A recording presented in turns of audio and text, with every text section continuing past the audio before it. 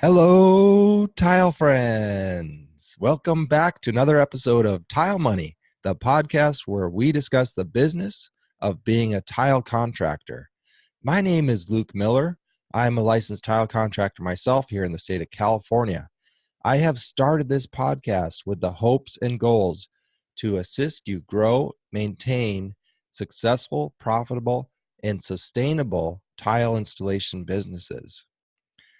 The National Tile Contractors Association has made this podcast possible. This episode is sponsored by Laticrete International. Now, today I have a solo episode for you.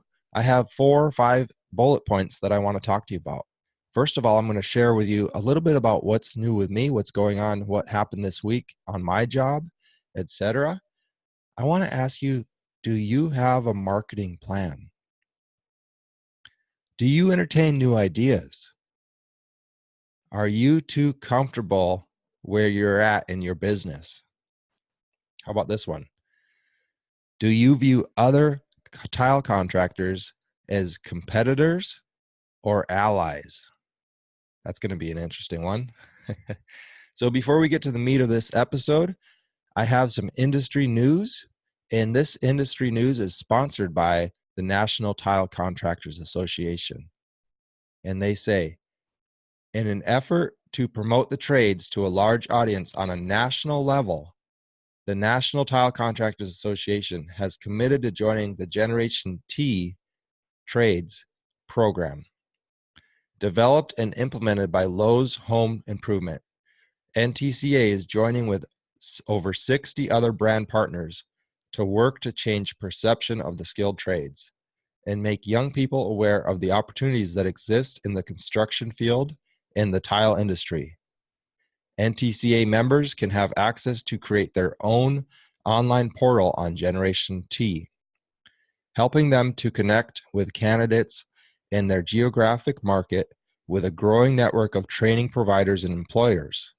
NTCA hopes to support Generation T efforts to speak with school counselors and curriculum developers to add tile and flooring training into shop classes and courses into schools, and join national efforts to promote the skilled trades at career fairs and more. For more information, contact Becky Serbin, and you can email her at becky@tile-assn.com. And I will have a link to her email address that you can copy and paste in the show notes on YouTube, and it should be inside all of the podcast apps where you're finding this episode. Now, this is seems like a very important thing. Seems like a very positive thing. We all know how dire we are these days for help, for good help, for kids wanting to learn the trades in general. And so what a good effort this is, and I'm interested and looking forward to seeing how some of you take advantage of getting into this program and getting involved.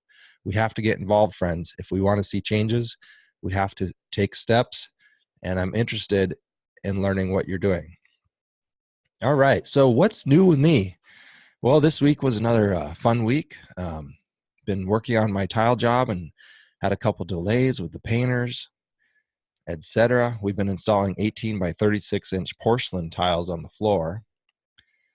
And I wish I had included the price to install these. I wish I had raised my price so that I could have afforded a larger saw, a bridge saw, or maybe a 50-inch dry cutter like a Sigma or some other name brand that I respect. But I didn't, and so I struggled with my DeWalt saw. And so this kind of got me thinking, do you include the price of a new tool if you don't have that tool, but it's required for that job to make that job run smoother, easier, more efficient? I mean, here I am on my DeWalt saw struggling with these 48-inch tiles, wasting time, sometimes wasting tile because it's hard, it's difficult. You can only get it so right. If I had included maybe an extra $1,000, I could have purchased another tool. And I think it would have sold. I could have sold the job and if I had thought. So I want to encourage you, friends, to have a budget for the tools that you need to get your job done right. Excuse me. I recently posted inside GTP that if you don't have enough money for the knee pads that you need to be comfortable and save your needs, you're not charging enough. And I use Pro Knees as an example. And now this was just an example. I'm not a Pro Knees salesman. I don't even own a large pair of Pro Knees. I used to. I think my big feet, I have size 13 feet. I think they just don't agree with that style of knee pad. I currently wear the shorter ones, the small Pro Knees. And that, sent me back about $100, $120, I believe. But friends, I was thinking about other trades. I mean, my wife is a professional. I know other professionals.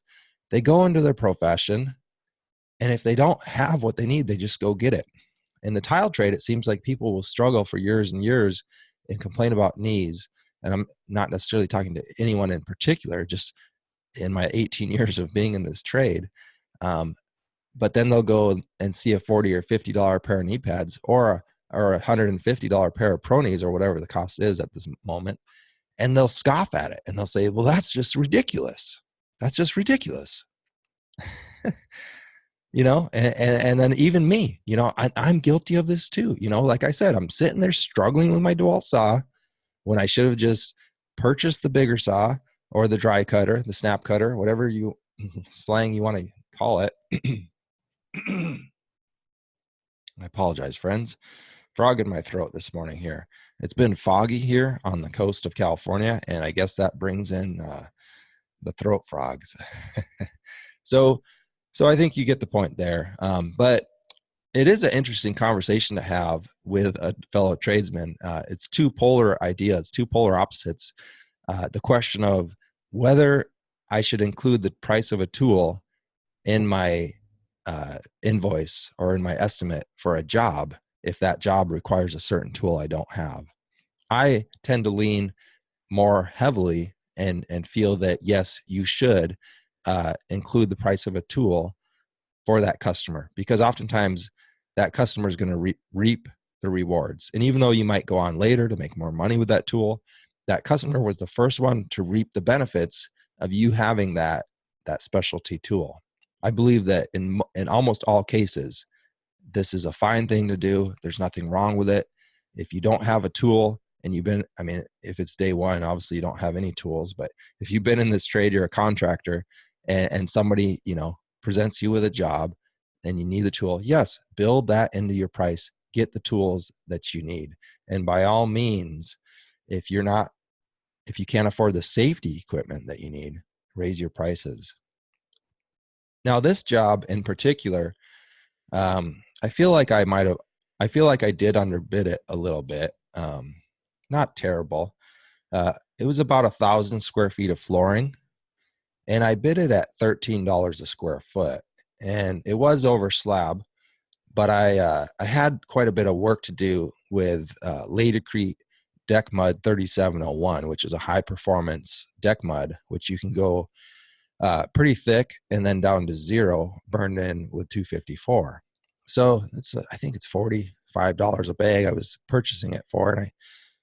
And excuse me, friends, I'm terribly sorry about that. And I believe I burned through about 15, almost 20 of these bags on this job, as well as three 5-gallon of the Hydroban for crack isolation membrane. So there was a substantial amount of materials, not to mention a quality thin set and some labor involved as well. Now, I didn't come out terrible, but I feel like that job, maybe I could have bid it a bit higher. And this might be shocking to some of you, because I know some of you might come in at 7. 7, 8's the going rate around me. And it doesn't seem to matter if it's 100 feet, 1,000 feet, if it's 12 by 12s, 6 by 6s, 48 by 96s. It doesn't seem to matter. Everybody's price is $7, $8, and it's like it never changes.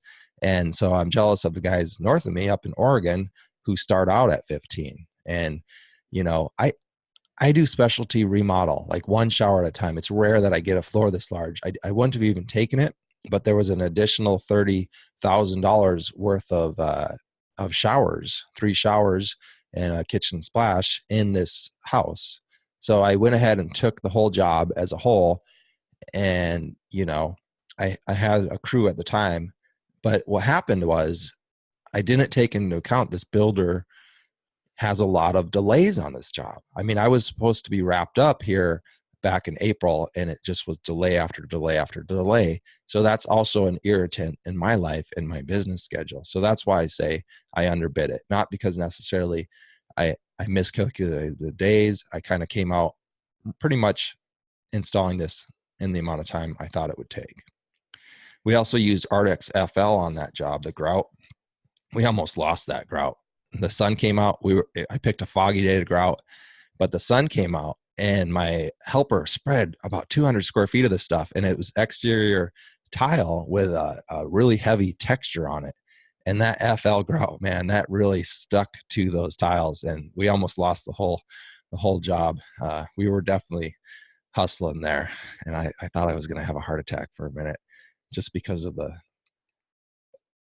situation. All right. So another new thing that's going on is I'm organizing a softball game on June 29th of 2019. So in about 3 weeks, we're going to be having a tile softball game. What we're going to do is we're going to get together. I'm going to cook you some food after the softball game, and then I'm going to record a podcast episode with a few of my friends. That's going to be a roundtable discussion on the business of tile. And most of these guys are mud guys, so we're going to talk about mud work probably. And so that's going to be fun. So look forward to that episode. If you're in the area, Morro Bay, California, feel free to come on over here. Hit me up on social media or whatever. 805-265-9595 is my cell. You can text me. Let me know if you're interested in coming on over and joining up and being on one of the teams, or just hanging out, talking tile. Another new thing is I'm going to be having a Facebook Live podcast episode. So this will be different. It's new for me, and we'll see how it goes. I want to test the water, see if the connectivity is solid. And what we'll do is we'll have a 20 to 30 minute episode interview, and then we'll spend 10 to 15 minutes or however long it takes answering any questions that came up during the Facebook Live. And I'm planning on that as soon as tomorrow. So Saturday the 10th or whatever it is. All right. Do you have a marketing plan, friends? Why should you? Well, every business needs one, right? So do you have a plan? Do you have a budget for your marketing? I want to encourage you to build a budget into your business model from day one. If you're early, if you're young in the business, I know it's easy, or it's the easy thing to do is to say, well, I'll do that later when I'm making some money. The problem is you're never gonna catch up. You're never gonna, you have to build it in from day one. And I'm talking about a percentage of your revenue for marketing. You have to build in these things. Okay, I'm gonna take this percentage out for taxes. I mean, that's just, please do that.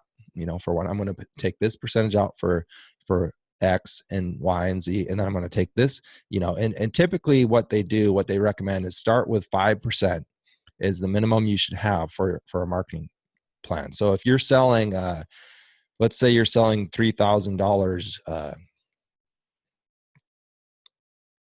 let's see here. Let's say you're selling $60,000 a year in revenue. Your budget for that would be 5% of that would be 3,000 divided by 12 months would be $250 a month. So if you're selling about 60,000 in revenue, it's your first couple of years here. You want to be putting a couple $100 into this marketing plan a month. And I'm talking about things like t-shirts. I'm talking about your logo, the way you present yourself, the way you market yourself to the public. Do you have a website? If not, this is a beautiful thing to get, and that can be part of your budget for this. And this $3,000, you might have to spend it all in one setting some years, and in other years it would be better, of course, to spread it out. And if you want to be more aggressive with your marketing plan, up your price. 10% would be a little bit more aggressive. Other companies are doing more. So I want to encourage you to think about that. Now, when it comes to marketing and doing things like this, Are you the type of person that sees someone doing something different than the way you've done things for 20 years and you scoff at it? Or are you the type of person that asks why? Why does Bob use a different thin set than me? Why does Jim say I should be using modified thin set? Why is Luke talking about marketing? Why does Tom have a website? And these are just simple things, but the general thought here is, be curious and ask why. Maybe there's a reason somebody's doing something other than the way you do it. And maybe you can learn from them. And this is true even in different trades, And so that's why I want to ask you, do you entertain new ideas? And I'm not asking you to jump on the ship. I'm not asking you to change your lifestyle or change your business. I'm just asking you to entertain new ideas. At least meditate on them. Think on it. Ponder on it. You might decide it's not for you. But before you get on the soapbox and put somebody else down about something that they're proud of and something that they've done in their company, maybe you should stop, take a week, and entertain that idea. And just think about it. Because what we can do, friends, is we can look to other trades and other businesses for fresh ideas. If you're out of ideas, you don't know how to market, you don't know how to do these things, you don't know how to get past 100,000 in sales. Look to other trades and businesses, and you might be surprised at what you learn. Real estate can be a very good business to look at because those people who are successful are marketing kings and queens. Those people are pushing themselves and selling themselves every single day.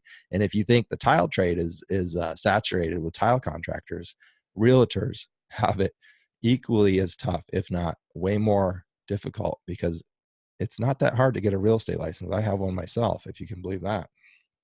Now, what are some weird ideas, some crazy ideas? Here's a couple.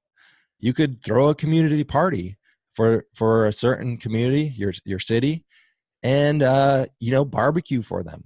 Have a kids' day, have a softball game like I'm having. So have something unusual that would attract the community and make it about the community.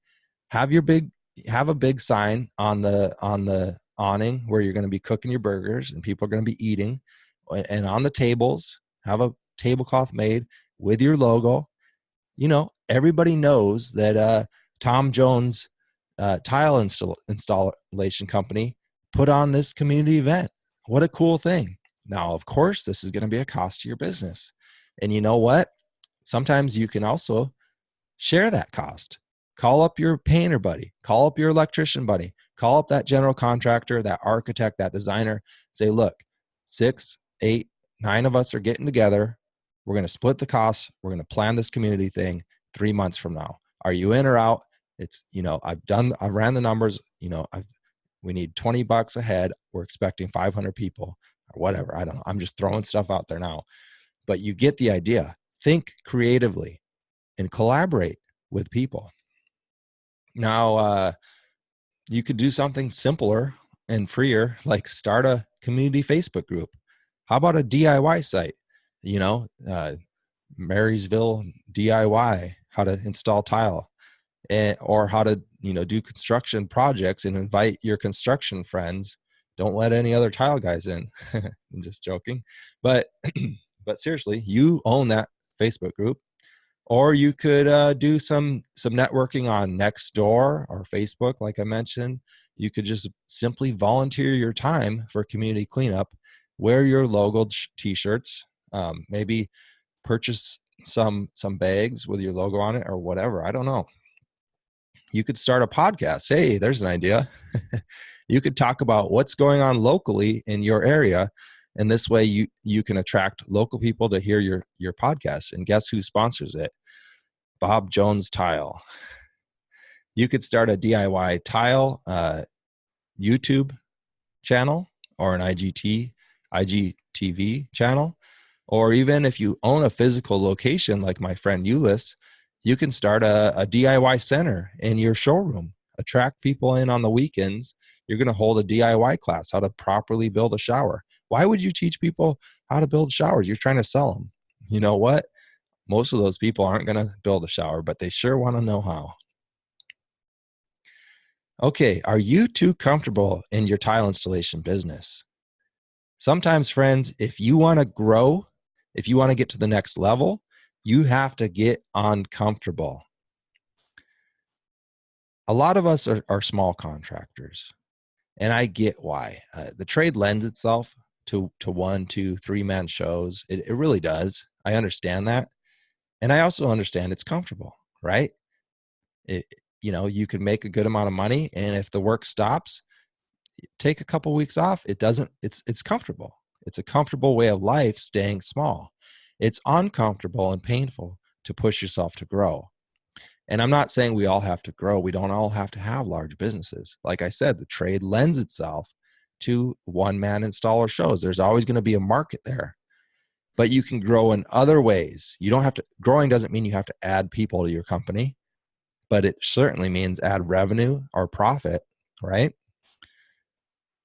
Because if you're staying small, and I believe most of my audience is, what would happen to you if something happened tomorrow that forced you to stop working for a month, 4 to 6 weeks?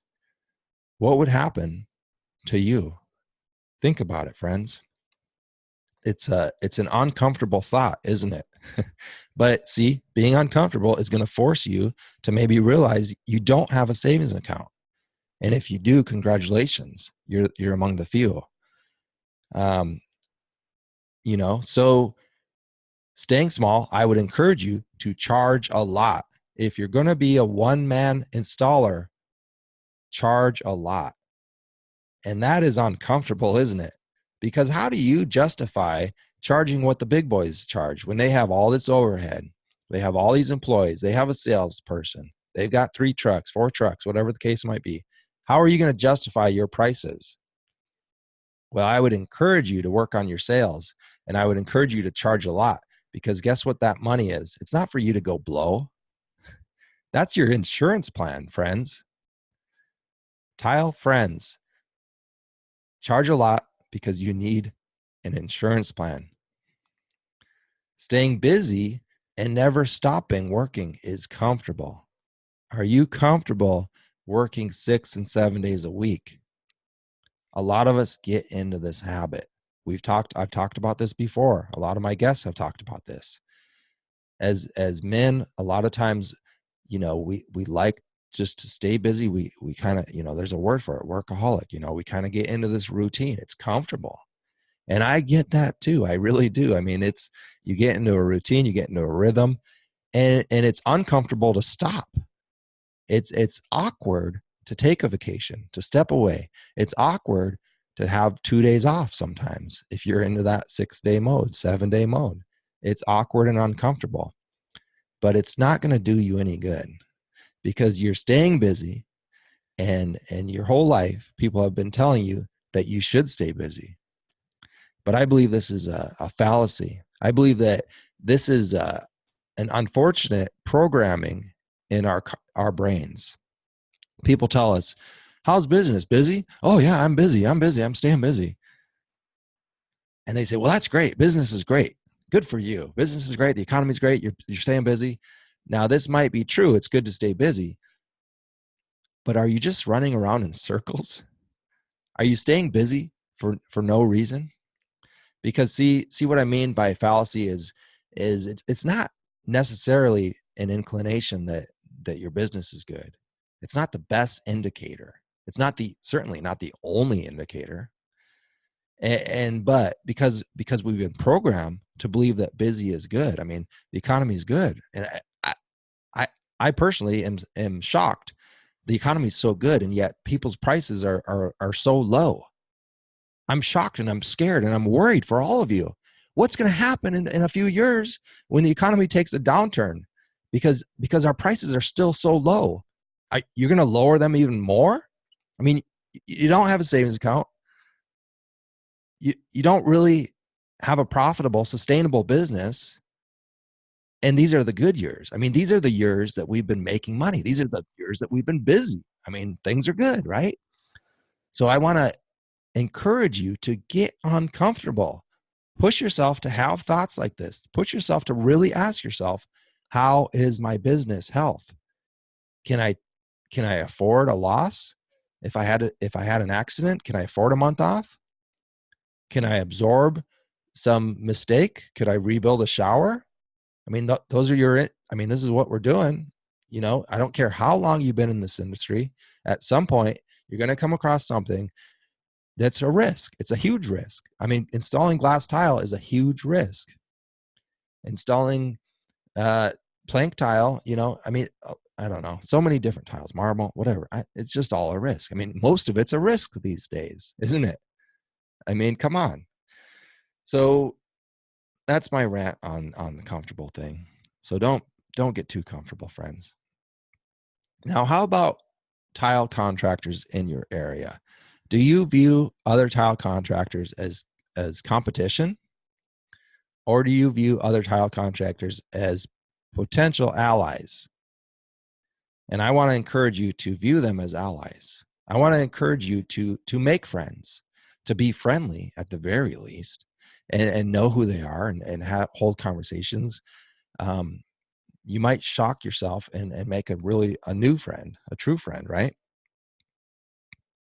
Now, do you attempt to do this in your tile supply rooms, tile supply showrooms or whatever you want to call them?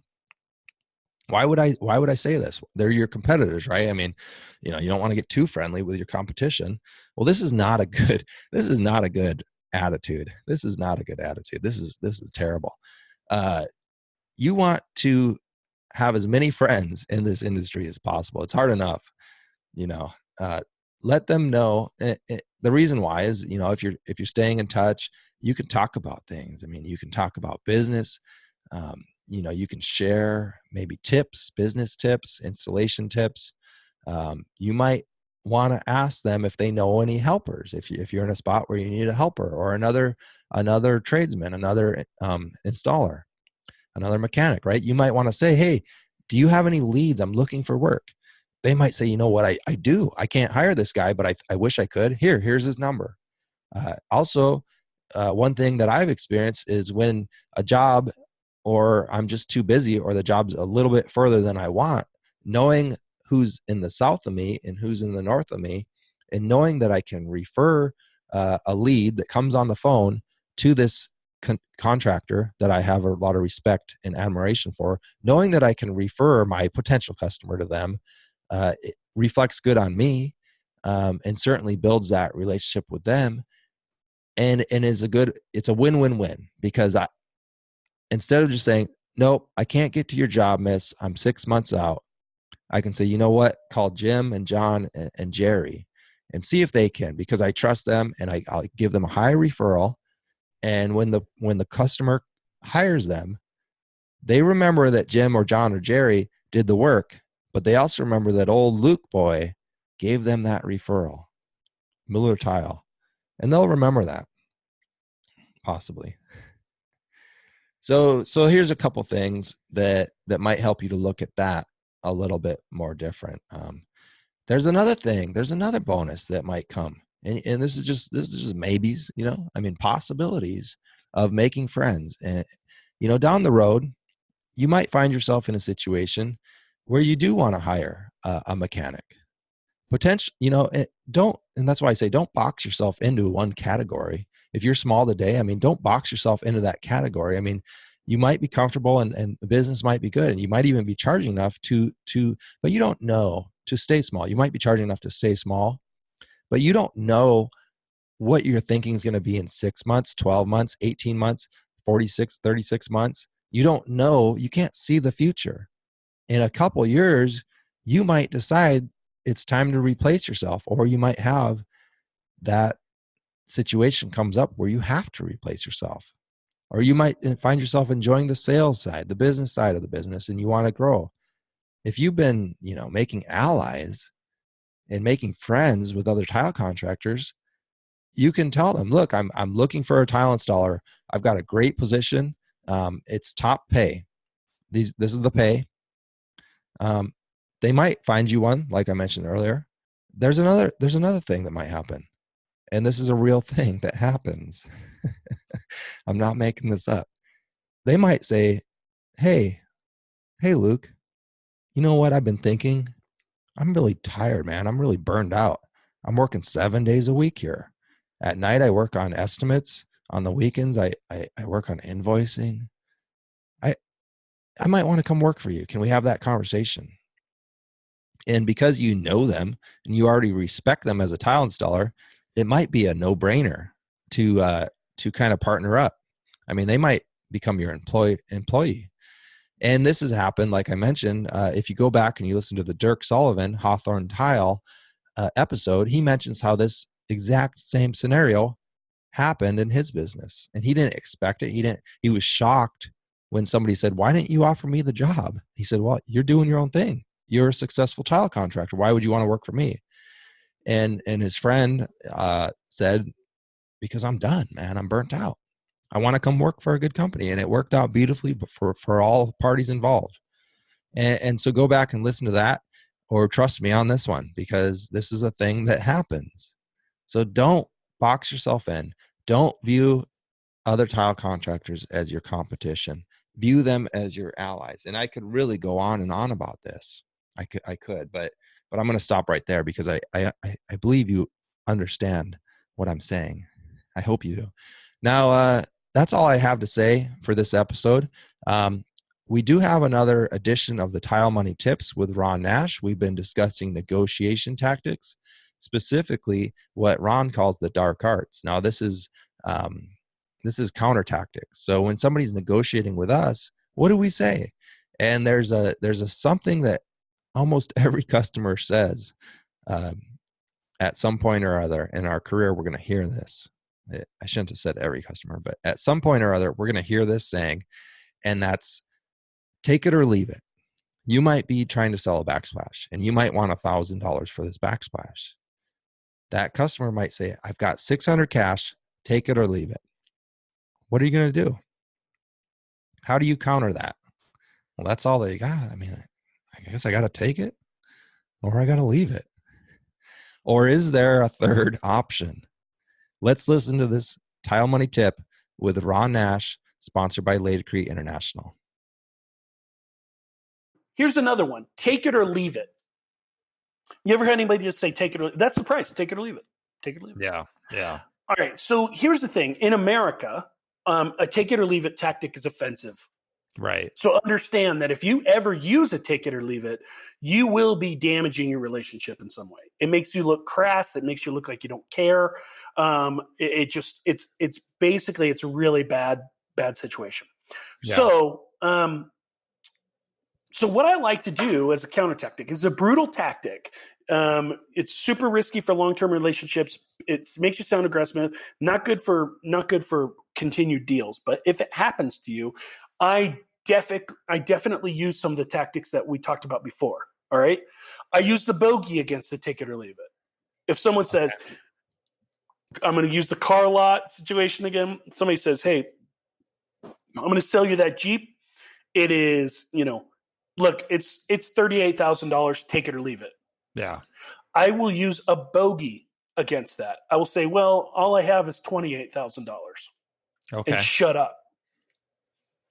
You'll be surprised how that take it or leave it moves almost immediately. Yeah. All right. So I use a tactic against a tactic. If you see what I did there, I used a bogey as a counter. All right. I'll use straw issues, right? I'll fill the pot. Okay, fine.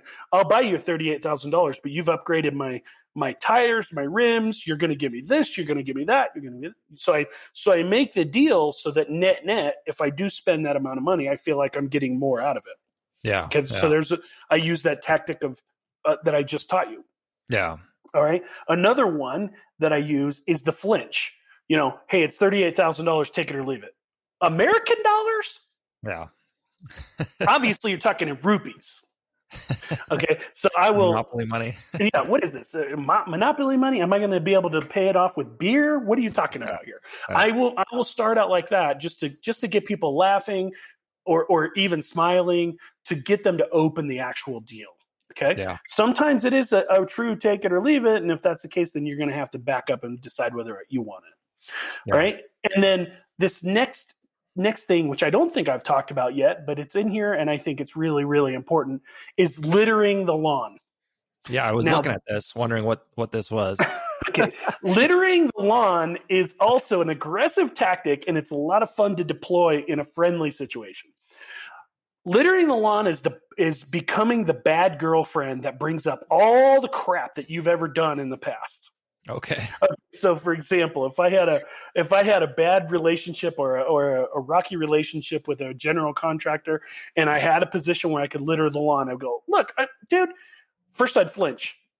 American dollars? Are you kidding me? You want me to take this contract for $5,000 lower than it should be? I mean, give me a break. And then here's how I'm going to litter the lawn. Here, let me break down the last 5 jobs we've had together. First of all, the temporary power wasn't ready until 4 days later on job before. The dumpster situation's a nightmare on a job that's 2 blocks away. You're always late. The lock box is never open. You never pay on time. Blah blah blah. You see how I'm doing? I love it. That's called littering the lawn. And what that does to a buyer and to a seller is it gets them in a situation where, it's an aggressive tactic. It's dark art. I'm telling you right now, it's dark art. If you use it as dark art, understand that you could get some negative reaction from it. Yeah. All right. But what happens to me when people litter the lawn, I always try to bring the deal back to the individual case. I get it. We've had some rocky stuff happen in the past. I get it. It upsets me too. But let's talk about this deal. You follow me? I always try to bring it back. But so littering the lawn is another tactic. Yeah, no, I get it. I just want to emphasize, reemphasize that Ron's not saying we go out and litter the lawn. But if somebody's being aggressive with us, if they're saying, here's, take it or leave it, and you've worked with them on multiple jobs, I mean, it might be that you need to get a little aggressive to defend your price. 100%. You know what I mean? Yeah. By the way, you can litter the lawn in a positive way too. And I'm going to show you how to do that. Okay. Hey, look, just to make sure that this job went well, I went ahead and upgraded the grout. Okay. I went ahead and kept the job site cleaner than you expected. I went ahead and, you see what I'm saying?